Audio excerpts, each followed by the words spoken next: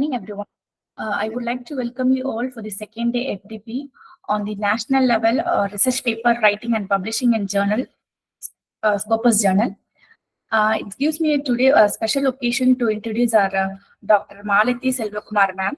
Is a principal and essay College of Arts and Science, Chennai.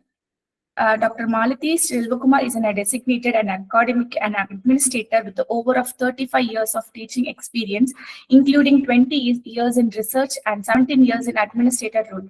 She has holded a multi-advanced degree, including PhD, doctoral literate, and has published more than 60 research papers, and some of the were Scopus indexed. And currently, she's serving as a principal of our SA College of Arts and Science, and she has been instrumental in the conducting over 400 programs in the post-COVID-19. Dr. Selvakumar ma'am is also actively involved in the various academic committee member, and including the University of Madras Academic Council and Tamil Nadu State Leisure Right Council, India. Welcome you, ma'am. Yeah, happy morning, Ma. Thank you for that introduction. And can I start? Hello? Yes, ma'am. Yes, ma'am. We can start, ma'am. Yeah. While I'm just starting the presentation, I just want to thank you and happy morning to one and all present here. I'd like to thank Pencil Bits for giving me this opportunity to to share my knowledge rather on research writing and especially reviews, because I always feel reviews are the base of any research. Today my presentation on research review of literature will not be restricted only to Scopus. I'm trying to help even those who are doing their research work to benefit from that. Okay. So can I start with your permission? I would like to start my presentation. Yes, I've given a number of examples also here, and if you are having any doubts, you are most welcome to stop me and ask. Okay. Like a typical review of literature, before I even start, what is review of literature? Say every paper you write or every thesis, paper is a miniature of your thesis. So you should start with a, introduction, and the introduction should be really very impressive, because normally when you're writing a journal, people judge you by what you write in your introduction. That's how captivating it is, that it makes the people get held on to reading your article. So make sure that you write your introduction so beautifully that people should start thinking for what more is there, what more is there. So that is the first part of even your thesis and even in a paper. But even to strengthen your introduction, it is very necessary for all of you to do a lot of review of literature. Why I'm telling review of literature is because you decide on a topic. Normally, typically, I think way back in 96, 97, I had registered for my PhD. And today, what you all are having, in your inner hand through a phone, your world is inside your hands. Okay, but we had to travel from place to place in search of literature. So what we used to do is, when we go one shot, whatever details are relating, you can't even start thinking about your topic immediately, because there will be so many ideas which are shared by different authors who are giving their different views. So here what you will have to do is, your literature review is definitely something where you collect a lot of data, collect a lot of information from different people's writings, then you try to put it in a meaningful order. Okay, ella mentally you got to do these things, and then afterwards you decide whether you're going to do only a literature survey as your paper, or is it going to become a part of your paper. See, whenever you write, you have two options. Either you have a quest for knowledge, you want to definitely find out something more, and I'd love to know more about the topic, Abhina. I think it's better for you to do a literature survey. So you choose your topic and do a literature survey. So I'll just tell you how to do a literature survey. Then I'll come to a literature review. So literature survey means, say you're going to write a paper which has around 8 pages, 8 to 10 pages. That means you should have a minimum of at least 100 reviews in your hand, which you can present in a very logical order, so that the person who reads, the reader, see, whenever you write, whatever you write, you got to make it like a storyboard. Storyboard, now it should be so damn impressive, where you start something and you kickstart that curiosity in the minds of your readers. So that's how you start with your literature survey. It is called a survey because you are going to survey so many papers. Take the crux of what each one has told, put it in your own meaningful manner, and then try to present something new to a person who could be a lay person to this particular topic. Okay, so that is called as a literature survey, where you'll need at least minimum is 100 reviews. So if you do 100 meaningful reviews that way, then your full paper which you're publishing could be a literature survey on your topic. This is one part. This is your option. The second one is, it could be a literature review. That means it is going to be a part of a typical paper, which will have an introduction, a review of literature. Then you will have your methodology, the basis on which you have collected your data, whatever you are using. Then how you analyze the data, what you infer from that, and then you give a conclusion with your suggestions. So if it is going to be a literature review, and if it is going to be, your paper itself is once again for 10 pages only, if I were you, I would impress not only my reader, but also the publisher in such a way that he should not reject my paper. Meaning to say, I would sandwich as many reviews as possible into my review of literature. Now, my dear friends, what I would like to someone's audio. Thanks. Okay, so now we go on to the meaning of review of literature. It is whatever we are choosing, whatever topic we choose. In fact, when I started my research, or even when I'm going to do a naming ceremony for my paper, I will do a lot of reading on a particular base area, on my base topic. Say, for example, I'm taking a topic called as glass ceiling. So if I'm taking the topic as glass ceiling, that will be my base topic. And I will start, reading on glass ceiling and make notes on whatever I read.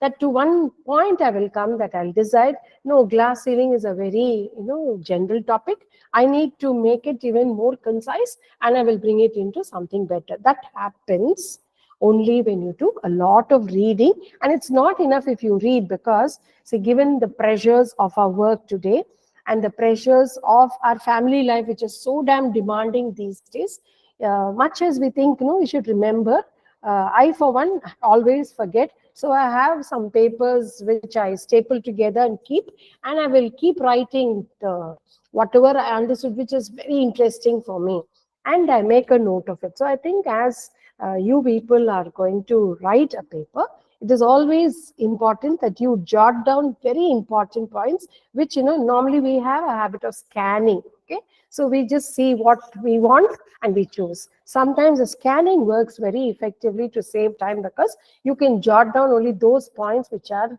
important. Now, for those who are beginners, I think you need to take down in form of sentences and do it like that. But someone as seasoned as me, I just need a few catchwords or keywords which I will take down, and based on which I will start developing. So you also could do something like that, and it should be written.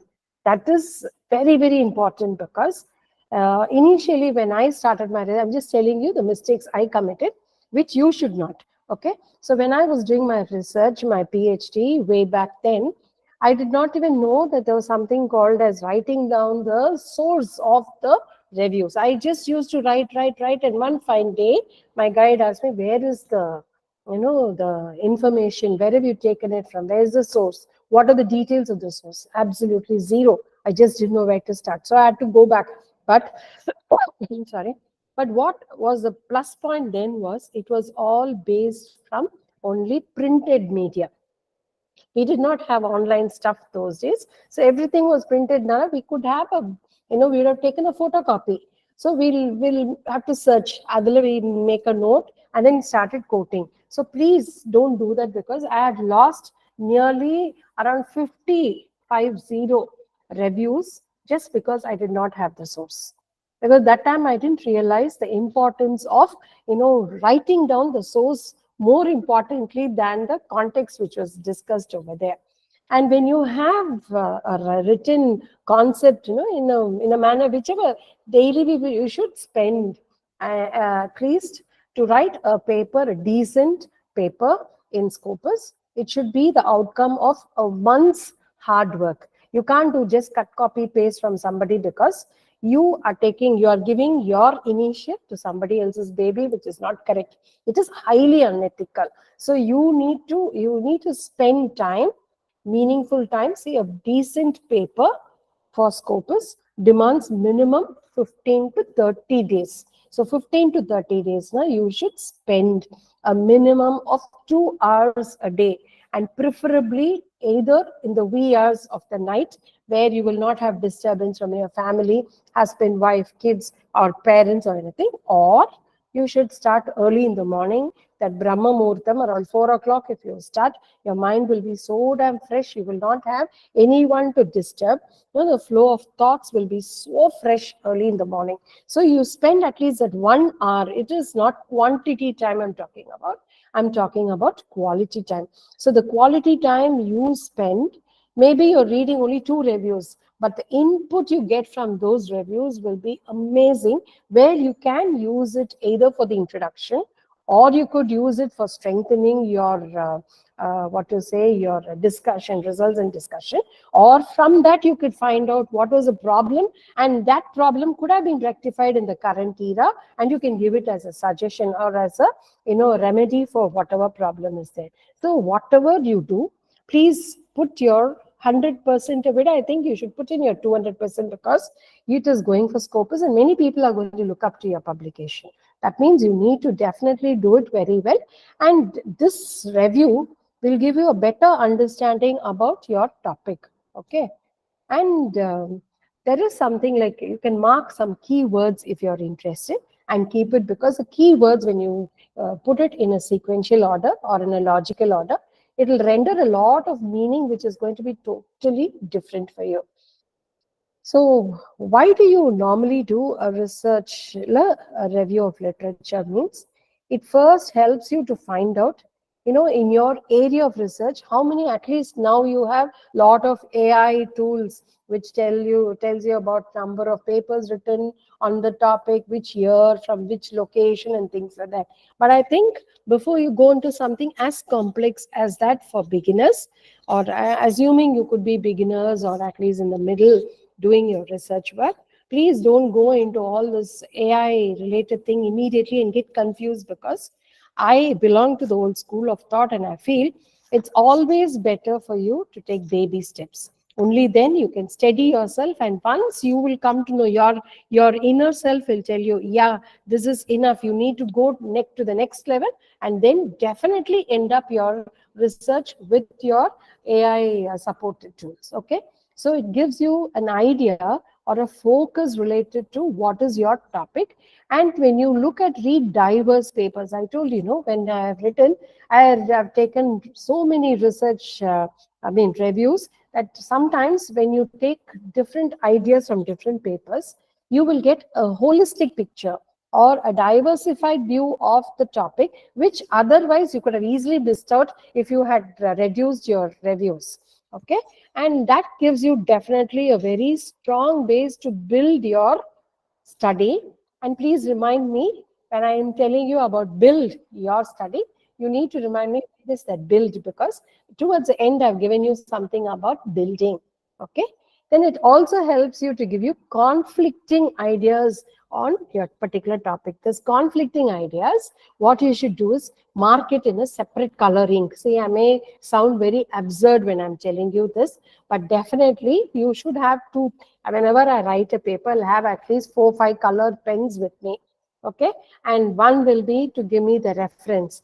Another one will be for the keywords which I use. And if it is going to have conflicting ideas, then for that I would have reserved a different color. So what happens is at the end, it will help me to identify when I just go through my work. When I think, yeah, I'm done with the reviews, I can start my work. Say any research you're doing, whether it is your thesis or your article, research is the first step. Although it is coming second in your list, it is actually the base. Okay, so you should have these colors which help you. And like I'm telling you, you're all the new age kids and you use a lot of technology. But believe me, trust me, this technology does not help in the long run. If you want to come out on open platforms like this in the future, you definitely need to do a lot of reading. You can't cut, copy, paste and put it off there. You need to read. Only when you read, you will know whether it is opposing views or whether it is supporting views. So that can be done only when you are going to read. And when you read, you have an abstract which is given, and you have the entire paper and a conclusion. Actually, I should have told you this in the middle somewhere, but it's okay that I've started talking. In case you're running short of time, say your workplace, your college or your school or your corporate is just pushing you down the neck, you're not getting time, then here's a shortcut which I'm giving you. One is you could go through the abstract. If you go through the abstract, read it once, twice, thrice, there will be definitely the something related to the problem of which the paper is being written. Then some mention about what tool they have used and what could be the base suggestions which they are giving. You will get everything in a crux. In 500 words, you will get it. So that's a shortcut for you. Look at that and write in your own words.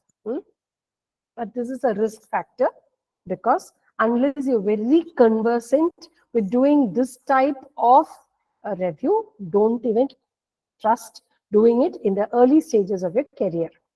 The other option is exactly opposite. Go to the conclusion. The conclusion normally summarizes the entire lot of reviews or your entire paper and gives it in a nutshell. But then looking at the conclusion, you could make a review.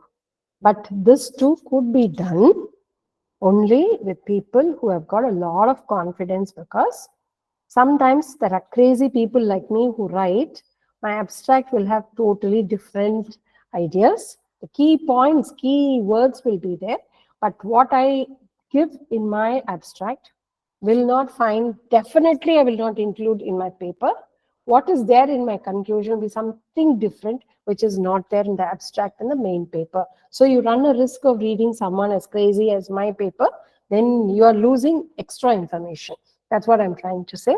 So make sure you are, if you're running short of time, this is the only way you could do. Go with your either the abstract or the conclusion. But the ideal thing is read the entire paper and then make notes from that key points, opposing whatever. Sometimes there'll be something which tells you, no, your inner, that gut feeling will tell you this is something important, don't miss it. So that don't miss it, when that sound comes, please note it off immediately and keep it over there. And normally, see, I try different styles of writing all my papers. So I try to keep mine as unique as possible. Now, the latest trend, what I'm doing is, but I would like that so many of you are here, it could help you in your life. What I would suggest is you could do one thing. When you start your paper, start with a beautiful quote. Okay, a relevant quote. Now, glass ceiling, go to the net, go to Google, go and search over there images on glass ceiling. So when you go to images of glass ceiling or go to quotes on glass ceiling, adila go search for images. So you will get some beautiful quotes. Don't go for the ones which are there right on top. You've got to scroll, scroll, scroll. And then finally you will find there's something which, yeah, this is it. This is exactly what I thought, that feel will come to you. and then that becomes the opening quote for you. So when you start your paper with a wonderful quote, and give credit to the person who has given the quote, you don't flick it and take the credit to yourself. So put the quote within quotes and quote their name too, because that's the one you could do it to give them the credit for what they have done. Okay. Now, when you start like that, you are actually drawing the attention of your readers and making them feel that, wow, there's something different in this paper, which you would not see in normal, research papers. There's also, I found out only very recently when I was redoing my presentation, I was going through my own papers because many of my papers only have quoted over here. And then only I realized, oh, earlier I've never done all this. I'm doing it only recently. So then I thought this could be shared with you guys also. And when you do a lot of reading, hmm, reading and writing, reviewing, see, review itself means reviewing. That means someone has already viewed it and you are reviewing it. That means you're doing it for the second time, for the third time, for the fourth time. There are some papers which you need to read 2-3 times to get actually what they're trying to say. So don't miss out on hidden messages which are there inside the paper because you are having paucity of time. Don't restrict your research time. Like I told you, dedicatedly spend 1 hour or 2 hours. That should be your quality time on research. Then you will know, aha, they could have touched on this. Why this is not talked about in any of the papers now? What is not talked about by the papers is exactly called as your research gap. So when you identify your research gap, it gives you scope to do your research and gives you an idea, okay, these people have left out this, means maybe I can use this as my topic. This is exactly what I meant by your research gap, okay? And then it also gives you a direction of whatever you could use as a method for your thing. And most importantly, look out for repeated points in several papers. The more, that's why I told you, the more you keep reading, you will find that certain points are being repeated in several papers. So, like I told you, you should have number of color pens, okay? Allot one color for repeated points. And then in the side of your review while you're writing, you should mentally, you write somewhere first, okay? If you are going to be as absent-minded as me, you just give your decoding. This black is for regular, red is for reference, repeated is green and blue. Like that when you allocate, and if it is a repeated point, write it in the repeated color. So when you look at it, you will know, okay, this point is something which has been repeated by several people. So after some time, if you look at it, you will see in that itself, there's something which is missing or something which is being highlighted. And when you look at that, when you keep reading that, it will definitely help you to decide or name your baby. That is your paper. It will help you to do a decent work on freezing your topic or fixing the title of your topic. Okay. And for those who are doing this, like I told you, they're not using this opportunity only for the purpose of Scopus. It's also for those who are actually doing their PhD thesis. Now, for you, what I would say is, it will definitely, these repeated points will become your base questions which you will ask in your questionnaire. So a questionnaire will have basically 3 to 4 parts, okay? The first part will have your socio-economic profile of your respondents, assuming you are all from, social sciences, I'm telling this, humanities and commerce management, I'm telling this. So that means you need to know the socio-economic profile of your respondents. So the basic thing which will be common to all, their age, their gender, their occupation, their incomes which they're getting, anything related to your topic. After that, first 5 will be only these. Okay, number of members in the family, dependency levels, all that, whatever you think are general, take that and try to relate the latter part of your socioeconomic profile to your topic. Now, for example, say I'm going to write a paper on financial inclusion. Financial inclusion is how the government is taking steps to make sure that those who are unbanked are getting into the banking habit. So then what I will do is, after asking the typical, age, blah, blah, all those things, I will ask, do you have a bank account? And are you availing a free one, that is no frills account or a SB account? So if it is no frills, now is it through an SHG or have you done it by yourself? So it will give you better clarity on your topic. So it will help you to understand your topic better than even you expected. Okay, and I will definitely tell you in the course of my knowledge sharing how you can strengthen your introductions, findings, and your inferences using reviews of literature. Okay. Now, where do you normally look out for reviews? First, for those who are doing, see, you should also understand there are two types of research which is being done. You could do one based on primary data, and there are researches which are done purely on secondary data. Okay, so you have to take a call whether you're going to do it based on primary data or only secondary data. Now, primary data, now you're going to structure a questionnaire, you're going to give it out to people, circulate them, get their responses, and then codify and get all those things. Okay, but if it is going to be purely secondary database, that means you will only go and search in your search engines or anywhere only for reviews. Otherwise, you can't do anything with that, because now, for example, I want to study the what to say, the patterns, investment patterns, or the price fluctuations of maybe gold or silver between January 21 to January 24 now. There's absolutely no use of me meeting any investor. I have to go use national and government publications, go there, source the data from there, and then process it using any of my tools. Okay. So you have to first decide before you even get into research, is my research going to be based on primary data, or is my research going to be based on secondary data only? But you can have a mixture or a blend of both primary and secondary. That is, when you use a questionnaire, you'll use both. So then maybe your national and government publications will help you strengthen your chapter 1. Like, for example, say my topic was the impact of computerization in commercial banks, a study with reference to fully automated branches in Chennai city. This was my topic way back in the year 97, 98, when computerization was just getting into the system, and I had said I'm taking only study with reference to fully automated branches only. So if I'm going to do something like that, that means I have to be very clear, where am I going to search the data from?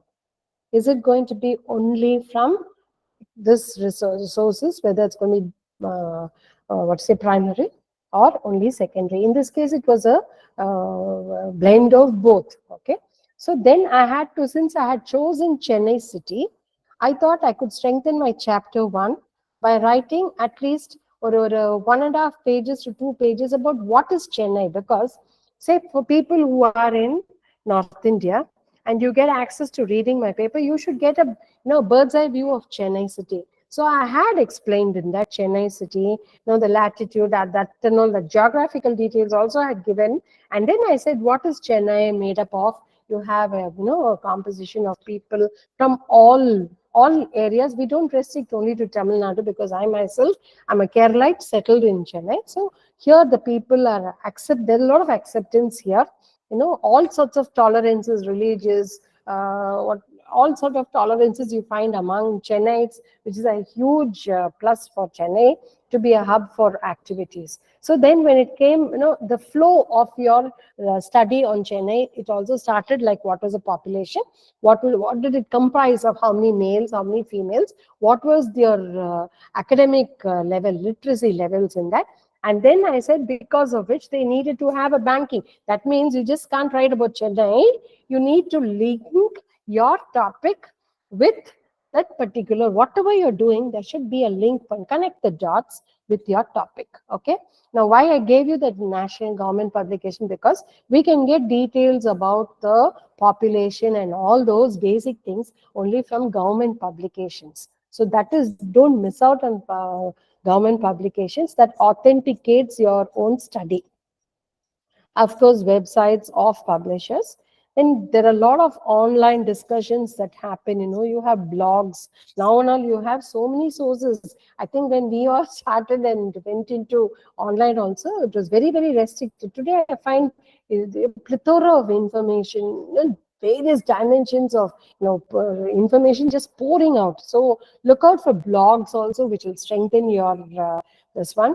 Of course, typical academicians will have edited volumes and conference papers. These newspapers are something which are great source of information.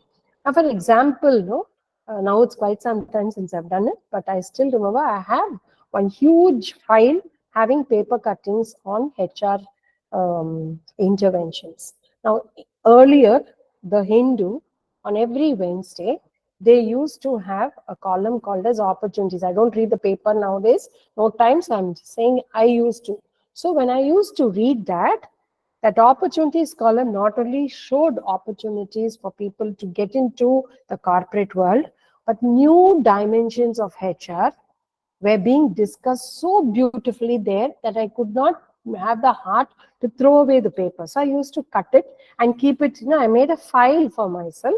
So whenever I write a paper, I will go into my file and see. Now also, if I go to that, at least I have Purana data, old data, which will authenticate my study. So these newspapers, even if you go to Times, okay, they also have what time is it? Times of India, TOI also has, they also have write-ups like this on Wednesdays related to corporate discussion. So you can find new information which I think helps us to update ourselves. So don't miss out on newspapers also. And of course, articles in journals and magazines, something which is very common, which doesn't require me only to tell you that.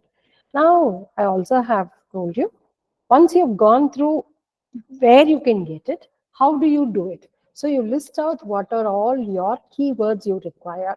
Now, glass ceiling, if I take the topic glass ceiling, maybe that's a very close to heart topic, that's why I'm just telling that. So it is something which is preventing a woman from going and reaching your full potential. Those factors could be either inbuilt, it could be within me, the limiting factors could be within the individual herself, it could be from her family, or it could be from her workplace. So then my own self, what are all my limiting factors? So maybe my absolute lack of confidence, it could be my inability to to bring out, maybe a shyness is there for me to bring out my inner potential outside and things like that. So I have to relate all these things. So if I take these three categories, self, family, corporate. So in self, what all will come? I should make a list myself first, and then only I should start searching. Say, for example, leadership quality or communication skills. In communication, I think nowadays listening skills is becoming highly questionable. So listening skills plays a very, very important role now. So if it were listening skills, then I will start searching for reviews based on listening skills. Then if it is going to be because of the family.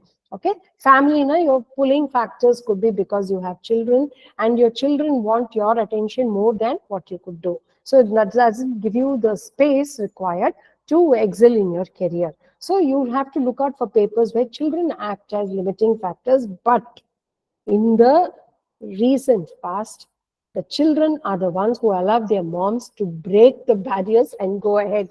They are the ones who help the moms hammer the glass ceiling and go ahead. And in corporate world, if you see, from where I've written a couple of papers on this, and one of my research candidates also, her topic was this, and I worked a lot with her on this. So that's why I'm able to tell you. In that case, what happens is in corporate world, unfortunately, it's the women colleagues who actually go against the women. So like this, you can have one base idea, list out your key points, and then you can proceed. Okay. Then if you have digital libraries which give you access to many things, okay. Just 1 second, please. 1 second. Change the class. Sorry. And then search in libraries, and the libraries are actually place for you to do research, because today whatever I am is because of the volumes of books I would have, scores of books I would have sourced during my entire period of my career till date. Getting books, they're looking out for small trivial things which otherwise we would have missed in a book. See, everyone has a tendency to only go through the major thing, but try to go through something which would be normally left by a common reader, and that becomes your base. Okay. And then of course your journals and all, and to make it more sensible, to, or rather you get a lot of unwanted information in your reviews when you're doing it now. You want to, that this unwanted meaning to say those which are beyond the scope of your study now. To limit it, you can type your topic within quotes. That means it's like, it acts like a filter and helps you to taper your research. Now, my dear friends, I told you about the color pens which I used. That is a very, I don't know, for me it's very nice. But if you are going to do your research now, or even if you're going to do it for your paper, I'm giving you a structure which you could follow. And you should have number of papers or a notebook exclusively for this. Say like you're going to do a literature survey and you are having 100 reviews in your hand. So your first allocate one number for your paper, which you're seeing first. In the title, don't forget, these are things you need to note. Okay. Make a note whether it is, what is the title, who was the author, when was it published, what was the volume, the issue number, and the pages in which this particular article found a place. Okay.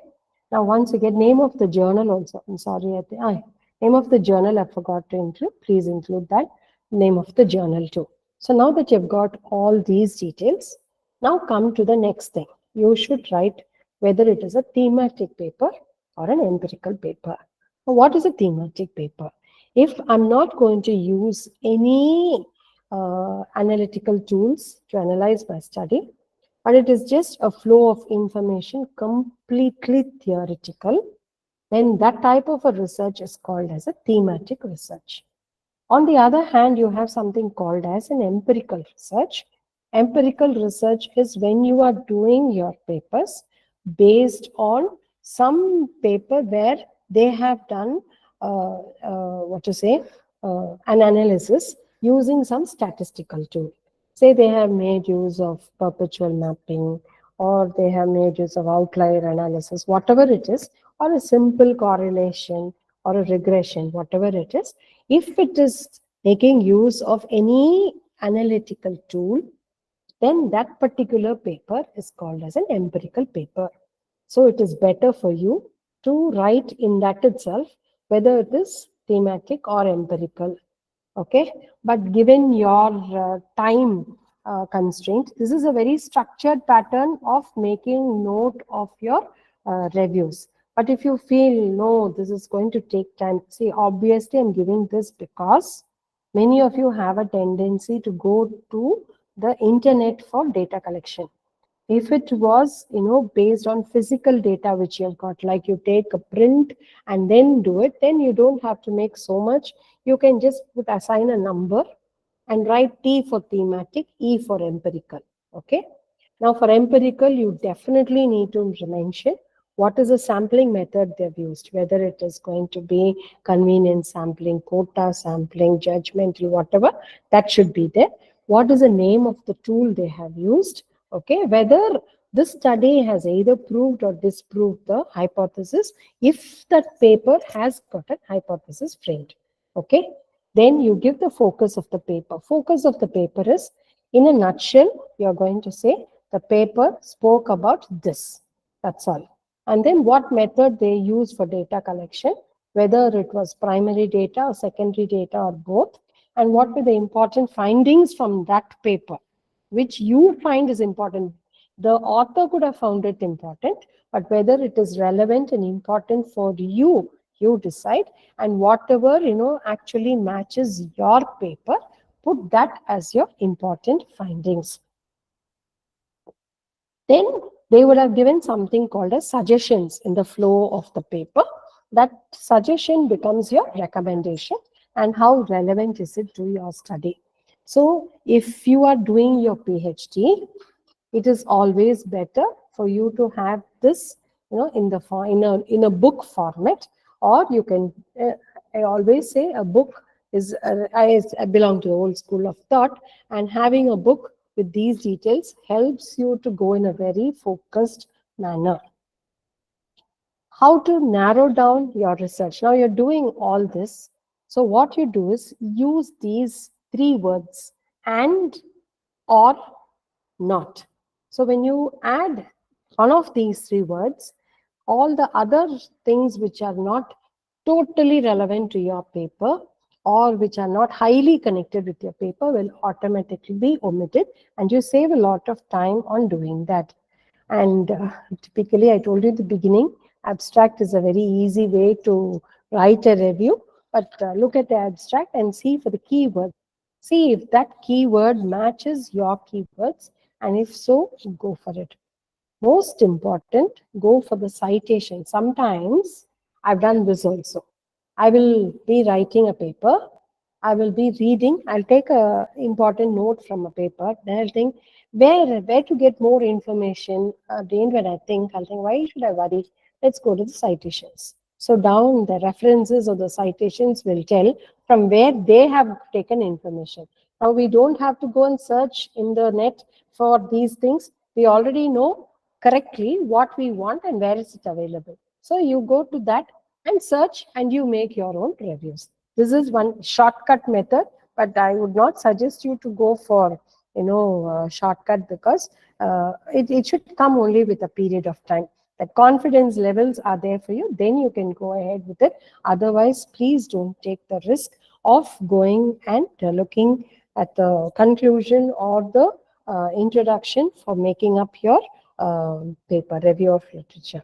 But remember, citations are a huge source for you to get standard and straight shortcut method of your reviews. Okay. Now I've given here the scope of your literature, review of literature. This is actually, I did this keeping in mind the budding research scholars who are doing their research studies. So make sure that your review of literature has all these components. I think they are recording my thing. So you could get this and have a look at it. You can even make, most important, please don't forget to mention the source. Okay. And if in this case it's given Amuda 2010, in your references, Amuda should find a place. Okay. Whether it's going to be done in a chronological order, or whether it's going to be done in alphabetical order or alpha chronological, whatever it is, make sure that any images you take, okay, should have the source. Only when you authenticate the source, it means that it is a genuine review made by you. Now, like I told you, I just explained empirical and thematic. Empirical are those which make use of research tools, okay? Or you use lot of like SPSS or AMOS or any of those things for strengthening to analyze any statistical tool used to analyze your data which you have collected is called as an empirical research. Anything devoid of this, or one which is only purely literature, nothing more, only it is a written format without any tools, then that paper is called as thematic. So when this is exclusively for the benefit of those who are doing your research, you can categorize your reviews as empirical reviews, thematic reviews. Under empirical, you can further classify them as national and international. So that way you are convincing your evaluator or examiner that you are so confident that I've got around 600, 500 reviews are empirical and 100 are thematic. Of that 500, I think we have put a slide in that. Comes later. Okay. I'll come to that. I have a picture to show you on this, how you can categorize this and put it. See, in the best interest of those who are attending this thing, I wanted to share. Normally, I'm a bit hesitant in sharing a lot of information, But now that I've become older, I think younger generation needs to innovate and don't stop with only what I've done. You add your own dimensions to that. So how do you go for the review, writing of your review? So look at your topic, define your topic. So your definition itself, like I told you, it cannot happen. There are times when we rewrite, and it is you keep on changing the titles because you find something even better. So at least a basic topic, your base topic it can be chosen only when you do a proper review of literature. Then, like I told you, there will be certain points which are being repeated. Those repeated points become your questions that need to come in. I'm so sorry, in the beginning, I was talking about that socio-economic profile. That is part one of the questionnaire. So sorry. The second and third part should be, actually relating to your main topic which you have chosen. I gave you the example of glass ceiling. So now I told you there are factors limiting by self, by the family, and by the corporate. Now, those questions relating to self can be categorized. Identify 5 to 6. Those factors, make them into questions that will come in the second part of your questionnaire. Second part, also, sorry, will also have those pulling factors from the family. So 2A is related to self. 2B is by the family. 2C is by the corporate. Okay. So now your questionnaire has got part A. Part A made up of socio-economic profile of the respondents. Part B made up of self-limiting factors, family limiting factors, corporate limiting factors. Then part C will give you the suggestions or methods to hammer the glass ceiling. So how can it be shattered? How can it be broken? How can they come out of this? Is what will come in your section C. And section D, the last part, should preferably be left open for your respondents as suggestions. Sometimes, you get some lovely suggestions from your respondents who actually do it genuinely. That will either become help you to frame a question or give it as a suggestion. Okay, so don't miss out on that. And like I always been telling you, make a note of the keywords. Keywords are those which are being repeated always. That means the study can never be done without looking at these or referring to these keywords. The next step is evaluate your sources and see what is the relationship between those sources or the points quoted in that and your study. For this, you'll have to see if there are any models, any theories, because sometimes if you go through, say for example, like I told you, glass ceiling, and you have self-limiting factors. Now, if I need to relate that with any theory, there is Carl Rogers' glass theory, okay, in psychology. So that says that, or you have that Johari's window in organization behavior, which tells you that every common person has an open self, a hidden self, a blind self, and one more self. Okay, I forgot what it is right now. Where you sometimes don't know, you're blind to your own things, but someone would be knowing that. Open self is what others know, and you also know. And like that, you have, I'm sorry, I just forgot the other two things which I was just talking about. Yeah, open, blind. Um, two selves are there, okay? We just go through Johari's window. Then you can say a blind self is you yourself don't know who you are. And how can you expect somebody else to understand? And open self is you know and others also know. Like that, you have one known to self no, and unknown to others. And another one is known to others, unknown to self. So these are the things where you can relate that theory. Or this Carl Rogers glass theory tells you how you look at yourself. What is a glass? A mirror. So how you look at yourself in the mirror is reflected in your characteristics. So you can quote theories like this to strengthen your points. There will be certain models which have been drawn by others which can be used to strengthen your own study. And then you also, most important, see what have they found out using the different tools and what is the conclusion they have drawn, because that could either help you to strengthen your own study, or it could help you to say that, yeah, I also feel the same thing based on my study, or no, theirs is a conflicting view and mine is different. Okay. And when you do this confliction, or whether it is going to be the same, you can identify what are the strengths and weakness of the paper. But please remember, these three things can happen only if you read the entire paper and not only the abstract or the conclusion. If you read abstract and conclusion, these are the minute things which you are going to definitely miss out in your paper. Next is most important. I've seen youngsters always in a hurry cut, copy, paste. Even that cut, copy, paste, you should actually, I feel like telling you a shortcut for that also, but I feel no, you find out your way, because that's not fair. I should not tell it on an open forum. Please write it in your own words. See, now and then someone came and told me, ma'am, something's wrong with you. Why are you spending so much time on writing a paper? Put it on Chat GPT, it will give you everything. Then I also should be called Chat GPT. I should not be called as Malti, am I right? So I have something so different in my mind. A Chat GPT has something totally different. Sometimes I just tried it also.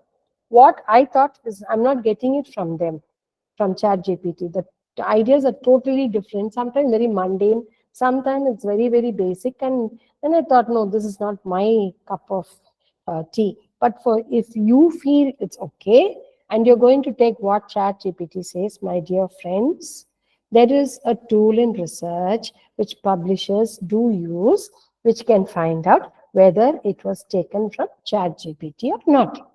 Automatically it will say taken from Chat GPT, and your paper will be rejected. If it is for a paper itself like this, imagine now universities are waking up, okay, and they also have their own plagiarism software which will easily find out how it was taken. So please read what Chat GPT says, understand what it says, and write it in your own words. Only then it will help you. Okay. Sometimes you can also understand where you stand to differ from the findings of certain people. That also happens only when you read the entire paper, not the abstract and the conclusion. Now, once you have done that, you think, yeah, you're calling it a day. Yes, I've got 100 reviews, and some things are related to one particular factor. Some, like I'm going to give you the same example, glass ceiling. Some are related to self, some are related to family, some are related to the corporate. Then in that case, I should be able to divide. If it is based on self, I have to give an alphabet. You put it as alphanumerical and categorize them, because it becomes very easy for you. Now, having spoken about this topic, random, I just thought I will share one small extra information for you, which could help someone in this. See, when you, especially in this glass ceiling, there is a concept called as Paula principle, which is followed. Okay, Paula principle. This also comes only from extensive reading. Okay, and according to the Paula principle, a woman actually has a lot of potential within herself. Okay, especially when she comes to the helm of affairs administration, she is coming up the career ladder, and she is in a very, very nice covetable position, but she needs to move forward given her skill set. Okay, but what she does, she herself limits herself, saying that no, I can't go against my family. See, that other example is family is pulling you down. That is different. You are guilt tripped in feeling that by following your passion, you are neglecting your family. So what she does, she consciously gets into a shell and limits her potentials. So when a woman limits her own potentials knowingly, it is definitely knowingly, I would never say unknowingly, knowingly, then you have the application of the Paula principle, where you are capable of better things, but you are restricting yourself either to shirk the additional responsibility which comes with your, job elevations, or to get out of the guilt trip which you are creating for yourself based on your family. So, like this, what you should do is you should do some reading and bring new concepts into your own study to either strengthen what you have found out or to support your findings. Okay. Now, from this slide onwards, I'm just giving you how reviews can be written. This could be in the form of this is exactly what I used to do or we used to do. I find many people in commerce and management following this lousy way of writing review of literature. I myself feel so bad. I have written like this in the early days, okay? Where you write nearly around 10 lines or 15 lines, and it will always typically start with that name. He examines, he says, he opines, he found out, he reveals. Oh God, it was so painful. I realized that only after I started writing papers that no, this is not how a review should be written. This is the traditional review of literature used not for papers, it is used in theses. Okay. And it is very pathetic to note that even today, many of them are following this for research. But I think you guys got to wake up and redefine writing the review of literature. So here what they do is, if you need to write so many lines about a particular paper, that means you need to read. Once again, comes back to the same point. This can never come from your introduction or from your abstract or from your conclusion. It comes only from the body of the paper. So this is actually one of my research scholars, review of literature, which I put up for you. So this is the way she had written around 150 reviews like this. It was so, now I understand it's so damn irritating to see it. So now I'm giving you another option. Okay, okay. I had written a paper, okay, called as Motivational Insights to Hammer the Glass Ceiling. And what I did was, this is my style of writing. I told you I have different styles of writing. Your introduction, okay, I'll tell you. Your introduction to your topic could start with a quote first. And your introduction, earlier what we all used to do, including me, I myself have written scores of papers where I give a proper blah, blah, blah, blah introduction. Okay. Then when I started reading, I stopped reading Indian journals. I started looking at foreign journals and foreign thing. I started finding a very different way of writing reviews, where review was not written only for review of literature, but it was actually, wait, I'll show you that. Wait, 1 second. Yeah, I'll explain this first and then go to that. Now, this is one paper of mine which I had written long back, and see how I've written my reviews. It is something different from this. Now, this is traditional method, blah, blah, blah, blah, 10 lines, okay? Mokka, where no one will understand. You know that you're only filling pages because for a thesis, you need to fill papers. But my dear friends, you're writing a paper, so you need to be very concise about it, okay? So you need to write like this. So what I did is, I took all the reviews and I framed in my mind a typical sequence. You need to mentally sequence your paper and your presentation. So my review also followed the same pattern. You need to do a lot of self-talking, a lot of self-conviction.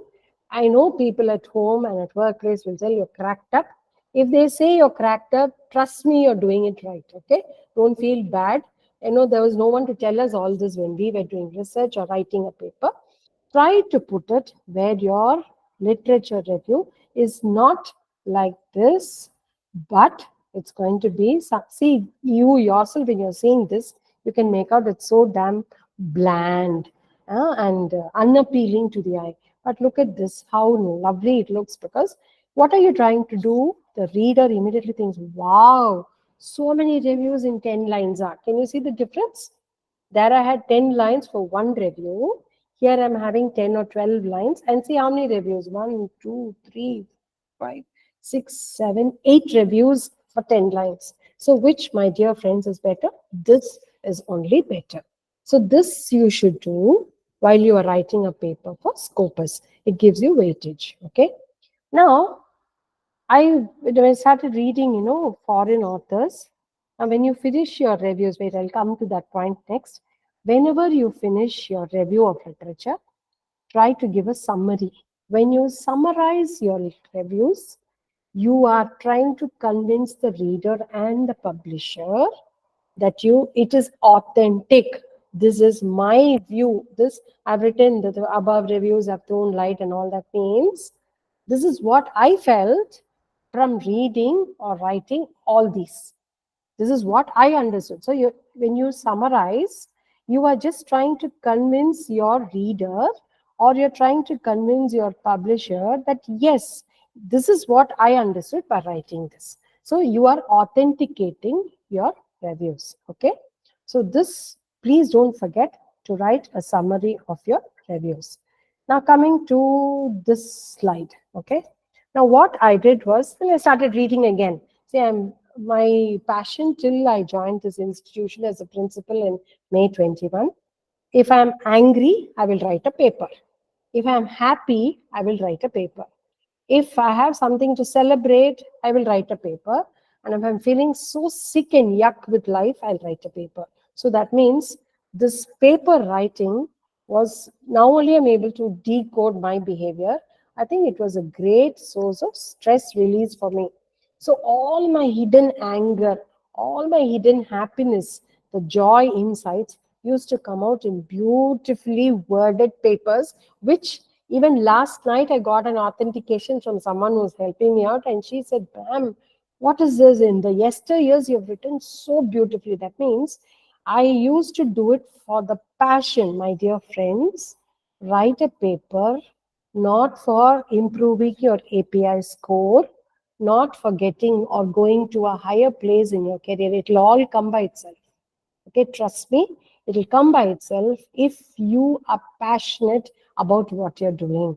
If you feel you are doing something because you love it, the fragrance, the flavor, the taste, the look changes completely if you do it with so much of love. So then I realized, oh God, I've got so many reviews. What do I do? I don't want to miss out. This I don't want to miss out. That I don't want to miss out because I have page constraint of 10 pages. So what do I do?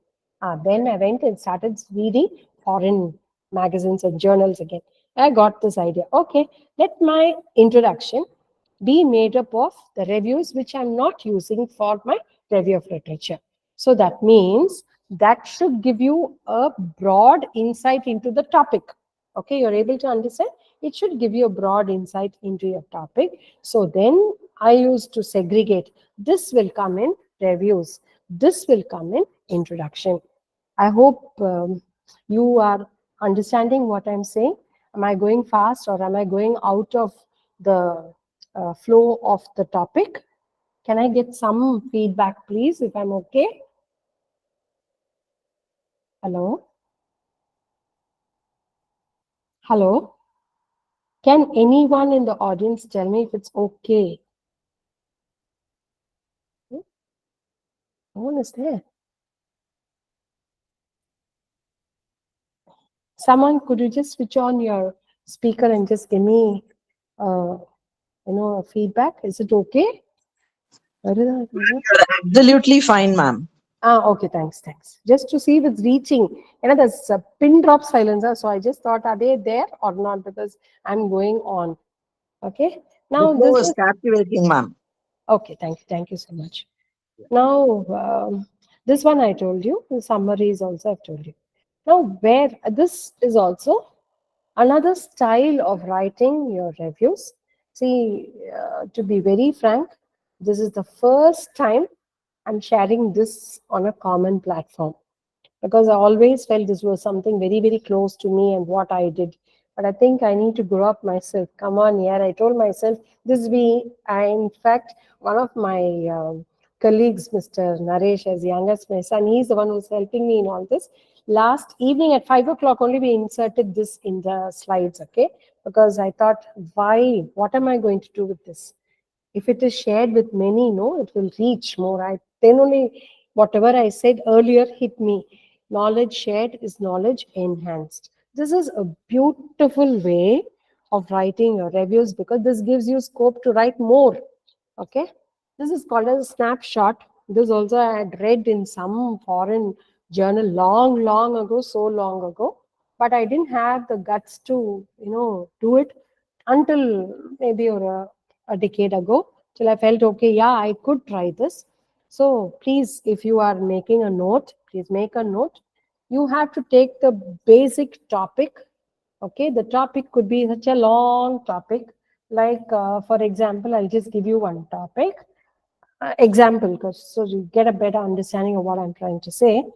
Say competency mapping in HR and study with special reference to teaching faculty of arts and science colleges in Chennai city. Wow, what a long title for a PhD thesis. Now I would, if I was writing any review for this, in my strategy I will write competency mapping. Author will be the name of the person, and definitely don't forget to include the year of publication. Month is not necessary, the year is definitely necessary. Okay. If you need to put your dimensions discussed, once again, my dear friends, abstract and conclusion will never help you. Chat GPT definitely will not help you. The paper, the text, the base, main part of your text is only going to give you this. But even for that, you have to write and you have to make a note of the key points which were discussed. Now, in that paper itself, there will be certain points which are being reiterated by the author without his or her knowledge. Now that becomes the dimensions which are being discussed. Okay. So once you do this, see the benefit is, I think I have gone up to 25 reviews in this snapshot. Okay. When I have written. So when you write, a snapshot, I remember very first paper when I wrote, the editor called back and said, "Ma'am, what is this? What have you done?" I said, "No, sir, this is a new way." "And why you didn't write that to this?" I said, "See, we need to grow up. We can't stick to old formalities." And I feel research gives you a lot of scope to innovate. And when you innovate only, you will start thinking differently. See, you need your paper to be selected as against 10 papers which have come now. There should be some USP in your paper. The snapshot could be that USP for you. So don't forget, if that is, try papers, writing in different styles. Keep on writing in each paper. Include one dimension which I have explained to you. Okay, I think this is a continuation of what I've done. So just see, most importantly, see the end I've written source. You have to authenticate whatever you're doing. Give credit. Okay, when you do a snapshot, don't forget to give the source as secondary data. Obviously, this is not your primary data, because primary data, you are going to do an analysis and compare whatever you're going to do, definitely. And in that, purely your primary data. So definitely a snapshot can be done only from secondary data. Please authenticate it by giving your source. See, when you are writing reviews, if you don't give your source, then all your efforts go to the dogs. Okay. This is yet another style which I myself tried. But this also worked. I got some nalla appreciation for this. Okay. I don't know if you can try. If you have the guts like me, do it. This was something different. See, I've given you so many styles, 4 things, if I'm right. Okay. So here what I did, I have given what was the objective of the paper and what were the findings. The same thing, you can even tabulate it by giving the author's name and the year, give the objective, and then give the findings. You could do it that way also. Whatever I have given in sentence form, tabulate it and it gives you a different flavor. You can even add to it this thing, the strategy or the important factor, whatever it is. So I've given you snapshots. I've given you this type of writing a review. Try different styles. I've given you this style with your summary. Now, whichever method you're using, don't forget to include your summary. Okay. One sec. Now, we think that reviews are only for review of literature. Definitely not. You can use reviews to strengthen your entire study. So, like I told you, you can use it in your introduction. You can use it even for your analysis chapter, chapter 4, or even when you're writing your paper, you're going to do your discussion, no? And findings. In your discussion, you can do. Now, for example, this is also taken from my student's thesis. So when she was using Likert scaling and about a questionnaire, I told her, I don't know what you're going to do. Go find out one review for it and put it over there. She said, ma'am, what is this you're asking? I said, you will do it. Just do it and afterwards tell me how you find it. So when you are going to write in your, sampling methods that you have drafted a questionnaire, and if you give how important a questionnaire is based on someone else's study, that means you're authenticating the need for a questionnaire in your primary study. Okay, you could use it for that. Here she has used, like I told you, Likert scaling. For Likert scaling also, I asked her to go take a review and then say, because of it only, she also has taken Likert scaling. Okay, then inference from the reviews. Now, what I'm trying to say is, summary is one thing. Summary is you just tell all this were done. Inference is different. Please understand, my dear friends. When you're doing analysis and interpretation or your analytical discussion, we normally have a tab that is for an empirical survey or research. You have a tabular table taken from SPSS or AMOS or whatever it is, and you have a tabular, whatever tabulated details, and you write something below that. See, till about 5-7 years back, what I found was, even now many people do it, whatever is there inside that blooming table will be written as a sentence down, and they will say that is only the interpretation. I feel you don't need to give an interpretation because it is already there in the table. Now, for example, if my respondents were 150, of which 100 were men, 50 were women, why it is already given in the table? Why should I write below that? I find that out of the respondents, 100 were men and 50 were men. Don't I have eyes? Can't I see it? If I can see it, why can't my readers also see it? Why do I need to write that? Then I can do something. I can write an inference. So I find in this particular place, the male domination is higher and female domination is lesser. And if they find that the literacy levels are 60% for men and 80% for women, in that, although there are only 50% of the males are only the females, that is 100 men, I said 50 women. So women comprise 50% of the male population. And in that, 80% are literates means definitely when you take an overall count, the women are more educated than the men because men's literacy is around 60% as per the example I give. So this is how you give your inference. That means somewhere down the lane, the policy stating that women education is so important. If you educate a woman, you educate a town, a village or something, it's there. That means that holds good because you can even give that quote over here. When you educate a man, you educate only one person. When you educate a woman, you educate an entire family, a nation or something. You can put that quote over here and say, this is obvious from what I found above. That is your socio-economic profile. Okay, that is called as your inference. Now, I've given you something earlier called as summary. Summary is, I put it in 4-5 lines, the entire thing over there. But inference is different. What have I understood from all these is what I would have written in the inference. So your choice is either summarizing it or inferring it.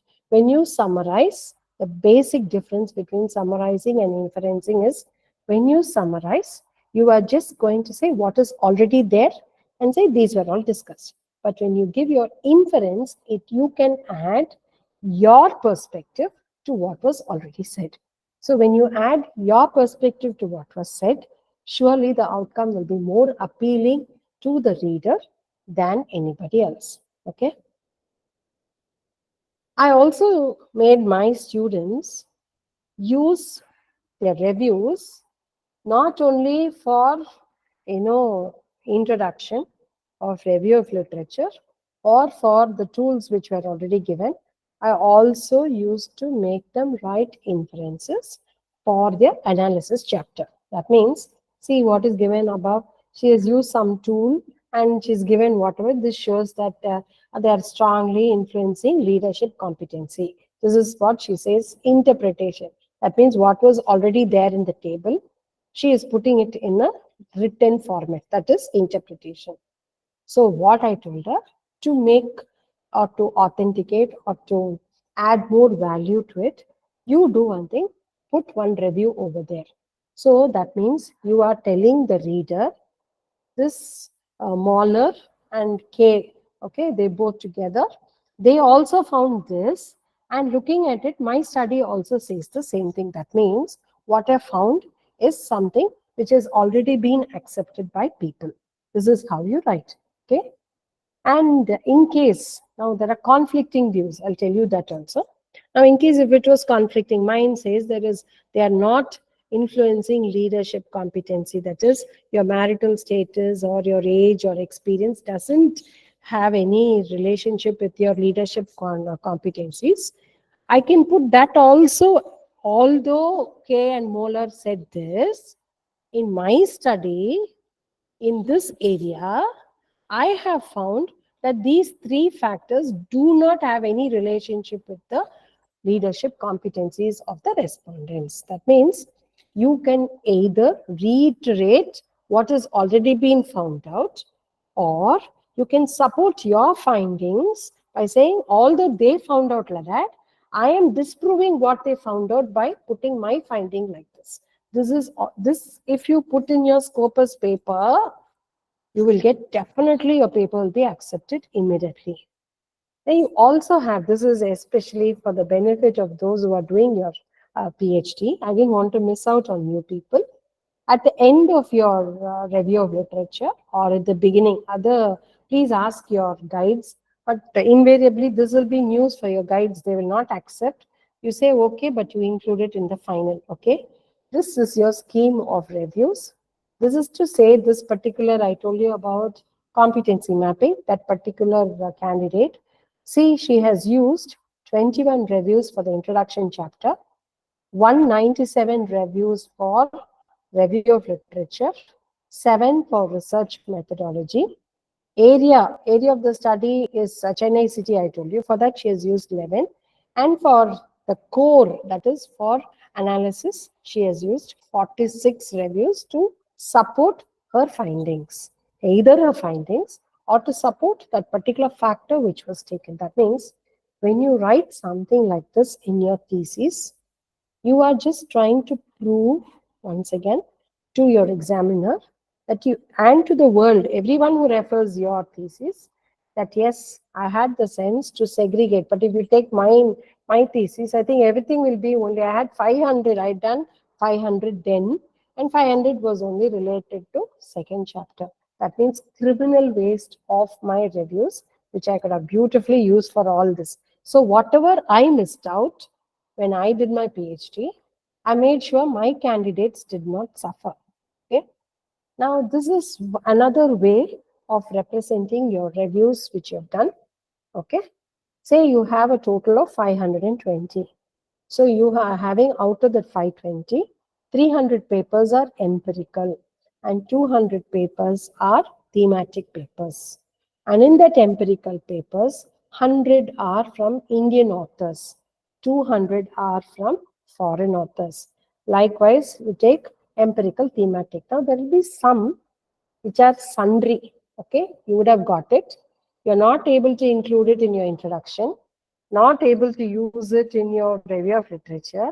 You can't use it anywhere, but you don't want to miss it out. I've taken the effort, I've written, this could definitely help me. Na? Don't even worry. If you can't even categorize it as anything, put it as miscellaneous. Okay, and include that also, but make sure that that 520 tally is coming either way. 202 plus 308 should be 520. 300 plus 200 plus 20 should also give 520. When you give it this way, you are, this is called a silent communication.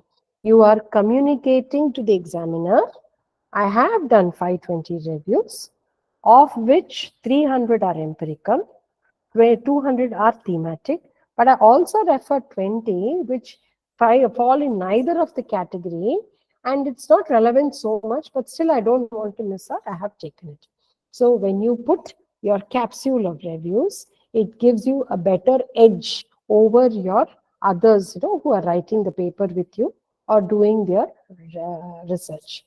I have given you, we're coming to, I suppose, end of the thing. There is something called as theory building. See, way back in 2005, okay, when I worked then in Coimbatore, PhD Institute of Management, they had one small, let's say, workshop.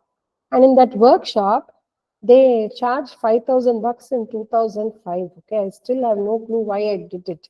But when I did it only, I knew that in review of literature, there is something called as theory building. See, this theory building is ultimate part of your uh, reviews. That is, not only when you put a summary, not when you put an inference, not when you put a capsule, but when you put it as a theory, when you build a theory based on your review of literature, then it will be simply amazing. Trust me, it will be something so very different. Actually, for past 2-3 days, I was searching for one publication of mine which I had put for my postdoctoral degree, and that was on competency mapping. I had taken around 450 reviews. I did only literature survey. Okay, that means 450 reviews. I had categorized the reviews. This is what I've done. Okay, whatever I did there, I put it in the line format for you to understand. This was my topic. Okay, and I categorized them, found out what were the key words which I used from them. Some were phrases, I will show it to you now. Put it in a very sequential or logical or sensible order, and then try to build a relationship between those factors or variables. And then you have to prepare a chart. The chart actually, when you see it, I think it will be better than me telling. This, I should have put it earlier. Oh, now I'll come to this point later. I'm sorry. Oh, this was there. Okay, 1 minute. I'll tell you this also and then go. Because once I go there, I don't know if I'll come back. This particular candidate of mine, she had put it like this also. Further, how she has taken that reviews, page numbers, relating to what, from where, all these details were given. Now, based on those reviews, this is called as your theory building. The topic was competency mapping in higher education. So who are the two people in higher education? One is a teacher, other one is a student. So what do we understand teachers? What are the qualities they have? They should have a positive attitude. They should act as a change agent. And they should no longer treat their customers or their students as products, like banking products earlier. They have to treat them as customers and use those ICT tools and gamification, flip classroom, all this. When all this happen, these four concepts happen, it leads to a strong rapport built between whom the teachers and the students. So when you have a strong rapport built between the teachers and students because of their positive attitude, because they are change agents, they treat their students as customers and use different methods. teaching methods, what happens? The pedagogical approaches also change. So it's no longer the typical chalk and talk method. They're going into role plays, they're playing the flipped classroom, they're having gamification, they're using ICT tools. You have coaching, mentoring, anything you want, you can take it here. All that will come here. So when this happens, you can try new things only when you have a rapport with your students, because the student should not criticize you if there is a slip.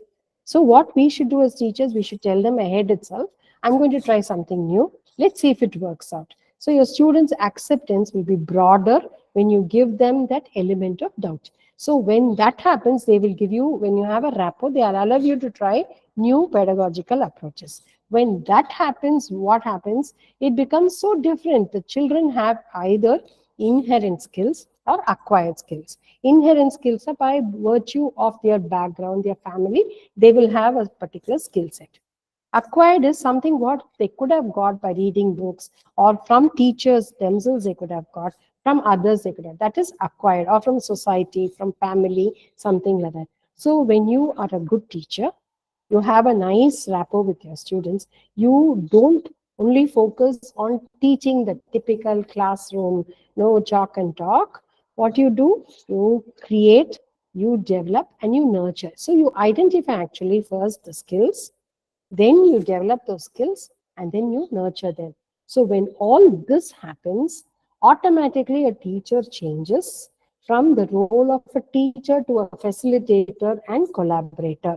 When there is a transition in the teacher role from typical teacher to facilitator collaborator, the student behavior and perception changes. When the student perception and behavior changes, society gradually develops. Now you'll wonder why this lady is talking all this nonsense. This is the understanding I have got from the reviews taken by my student relating to competency in higher education. So, what have I tried to tell you? From reviews, you segregate them based on a certain manner. Now, I'll show you the slide which I meant.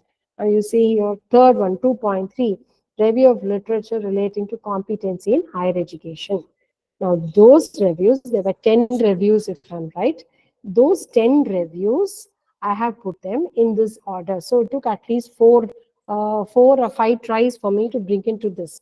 Actually, we did it at 5 o'clock, so I'm not able to draw better. And there will be, you can draw a totally full relationship between the teacher and the student. It will be mutual between both. So when you are going to have collaborator and facilitator, teacher also learns from the student also learns from the teacher. Okay, so this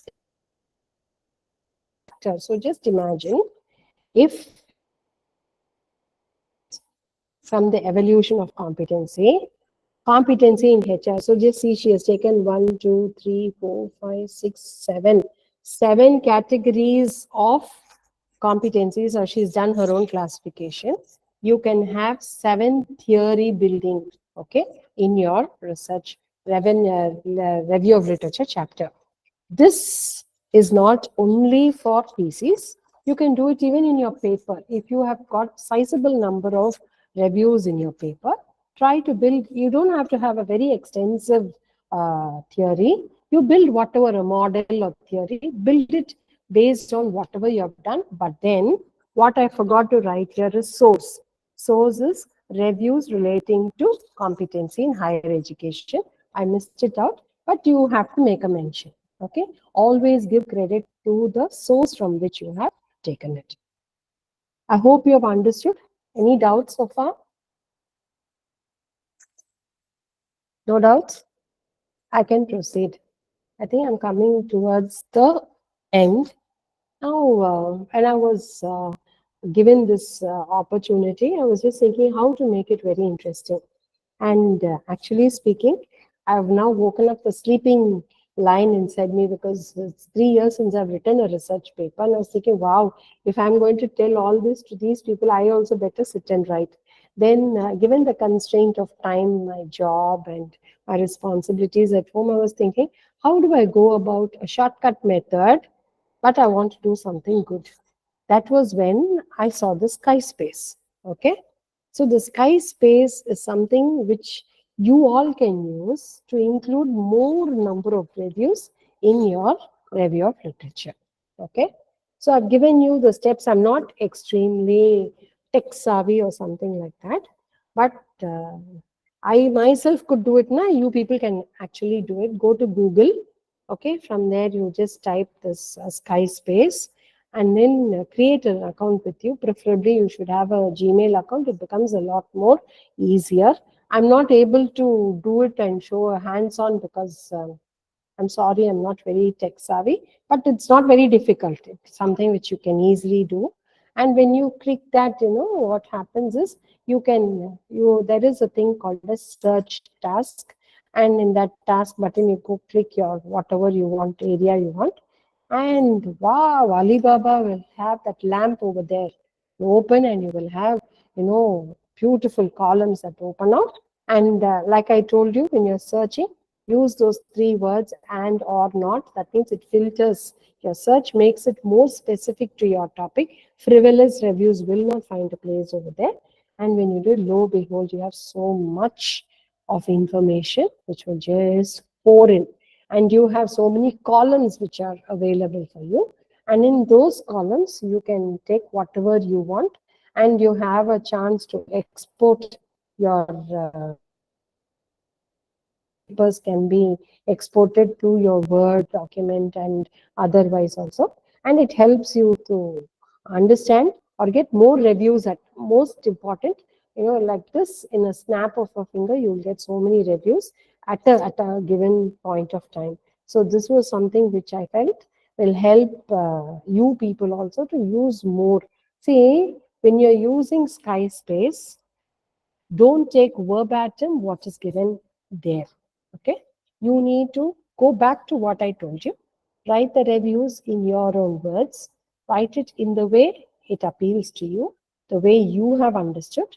Form keywords from yours. Okay, then give a summary or an inference to a theory building. Only whatever you do, your originality only lends the flavor. If you do what others have done, it is not professional ethics one. Second, you are taking credit for somebody else's work, which is not at all fair. You have to do your own work, and only when you put in true efforts, the fruits of your labor will be beautiful. Okay, you can do so many things there. You can make annotations and notes, and you can put all those. You can, most important, you can export all these things. That was what made it very easy for me. Aha, I get a chance to export whatever I have done. That means I never knew. I just tried, before I took this to add in your thing. Unless it works out for me, I would never suggest it for you because I'm so bad at technology. But it worked out like a miracle for me. So it will work out even better for you, being so sensible and updated in technology, you people. Okay, I'm just giving you one style of citation. If it is going to be for your reviews, yeah. Now this is the most important. Your reviews do not hold water if it is not referenced or the author is not cited in the proper style. Okay. If, like you did what I did earlier, I forgot to make a note of who was author. I had around 50 to 100 wasted reviews because I'd written everything. I forgot to make a note of the author. Please, please, please, please don't do that because you would not realize it when you are starting your work. But when you end your work, you'll feel so miserable. You will not forgive yourself for missing on such an important thing. So what you do is write off the reference, take the reference first, make a note. I told you color pens is exactly what I used to do. I used to keep red for the references because that is something which can never, it's so bright, you can never overlook it. So and always, only when you write, the bell will ring when you see something similar somewhere. If you are just going to cut, copy, paste and keep it somewhere, your chances of taking the same review for the second or third time will happen.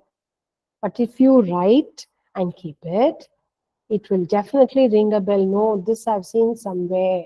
And if you do the coding in the beginning itself as T for thematic, E for empirical, and if you are still able to, by then your factors are all ready. Now, for example, she has done on higher education. There itself you can put a note, higher education, HE. So it becomes all the more easy for you, but all the easiness will set in only when you shed your laziness in the beginning of your research, because this is the very base. Remember, the review of literature is just like the backbone for the human body.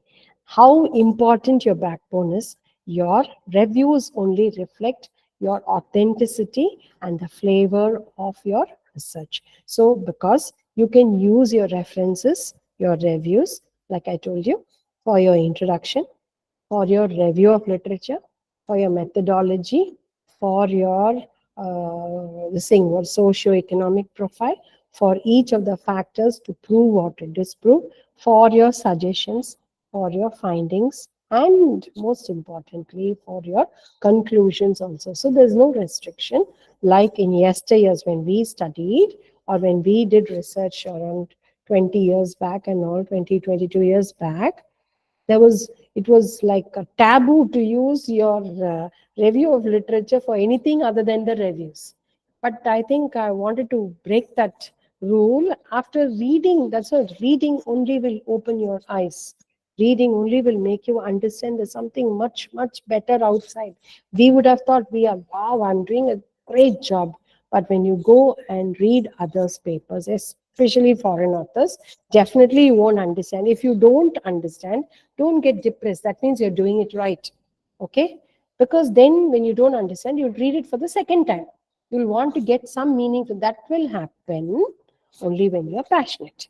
Not because you're doing it for improving your API score or because your college is asking you for some proof for Scopus. No, you should do it because it makes you happy.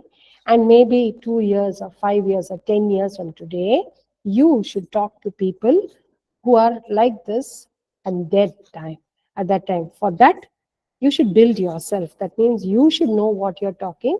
You should be so confident. See, today I'm very, very confident that whatever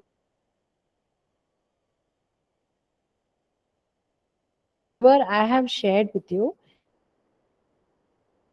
my means it is all because I experienced. I tried. I started treading into new waters. I did not go down the path, beaten path. I didn't take that path. I took something different.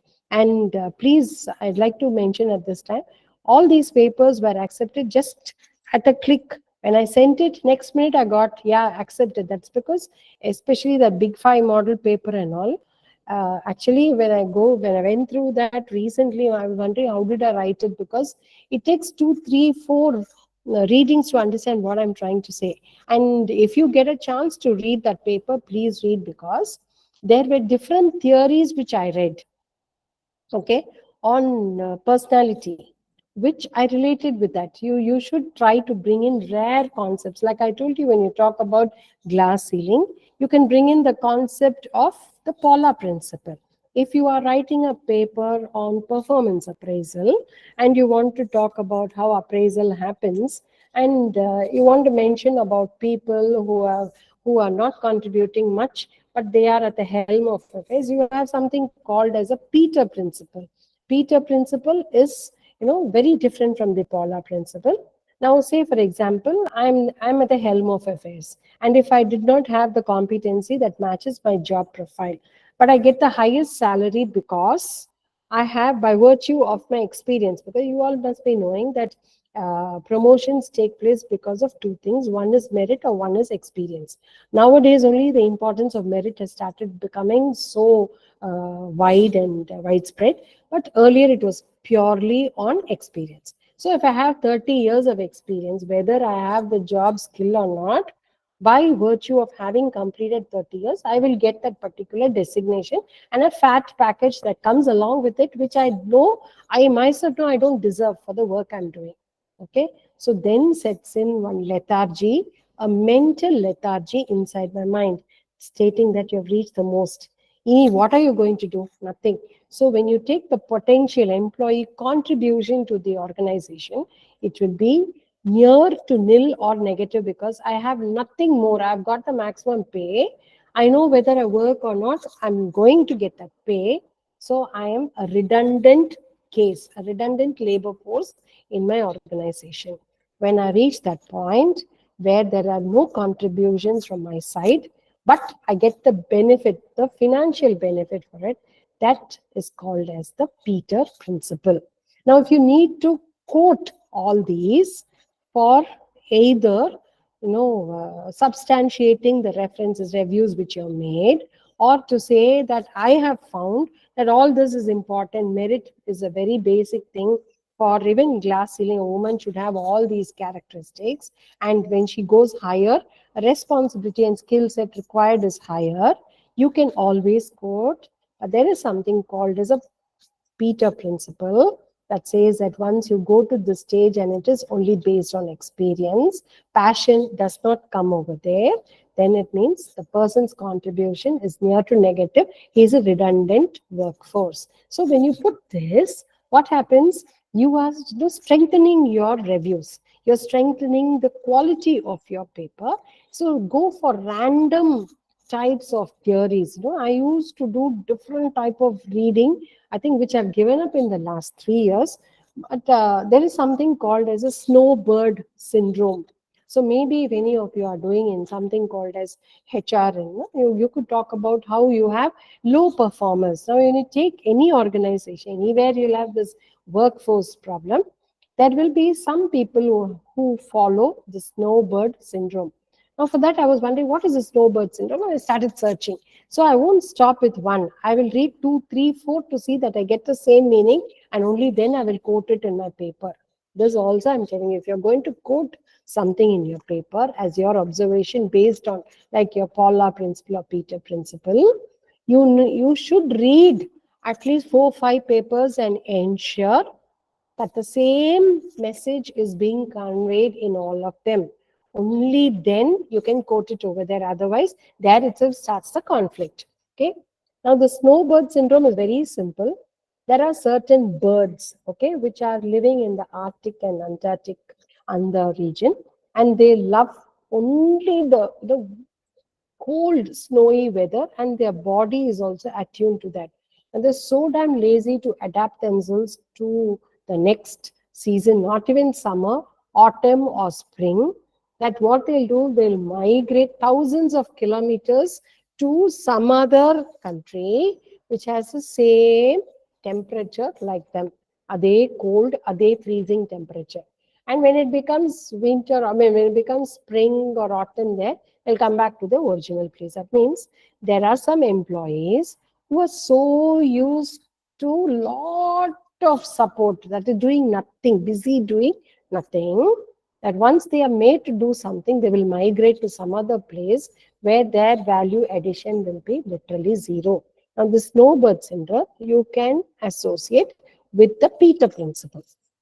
Okay, because there's no great value addition with this person. He's not going to change himself and adapt to the organization's changing patterns. So better this person will leave by himself by flying off to another company which gives him the same sort of thing. So like this, if you read new things, concepts, you can attach them to your study, to your reviews, and say this was also told in this particular theory or model, but in mine the same thing also I'm able to find out, or I'm finding out something very different. Okay, so this is how you write your citation. APA style is what we all are following, so better for you to do this. This is the name of the author followed by the initials and then the year of publication, the title of the paper, and then the journal in which it was published. 57 stands for the issue number, volume number 1. 64 to 68 is the page.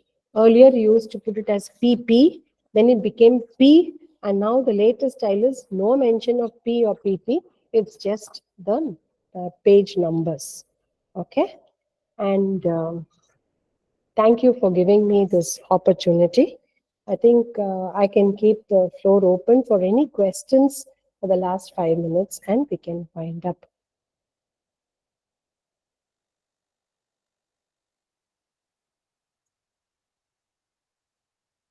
Yeah, someone has asked something here.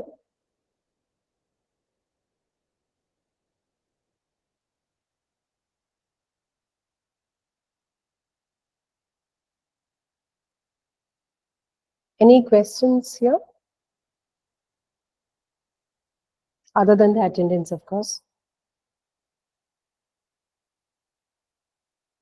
Hello, participants. Do we have any questions?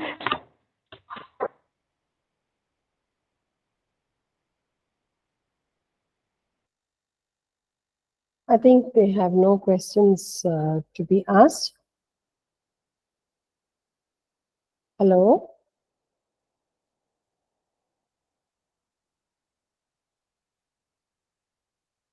Can I wind up the session?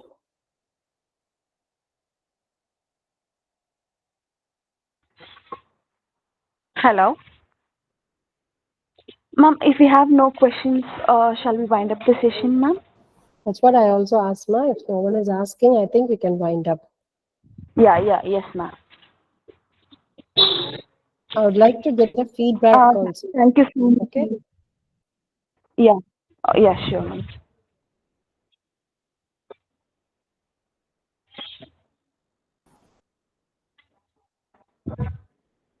Hello, participants. If you are interested to share your feedback, kindly unmute your mic and give your review. And we'll send you the Google form also to give your feedback. We request everyone to fill the form.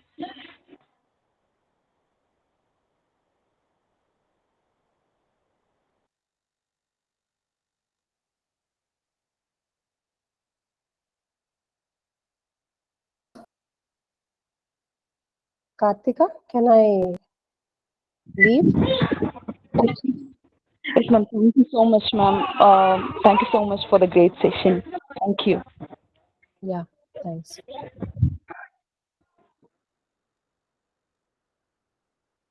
And thank you all. I request everyone to leave from the meeting.